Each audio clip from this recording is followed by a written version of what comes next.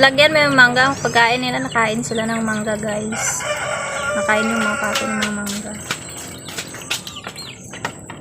Ang lalaki na ng mapisyo ko, ah.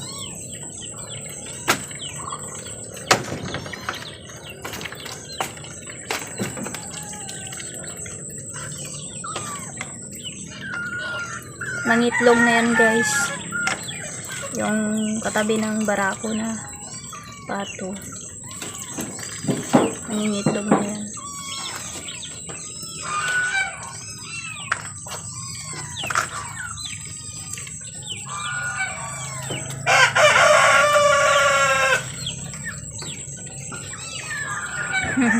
Gusto din nila kumain. Takot sila sa barako.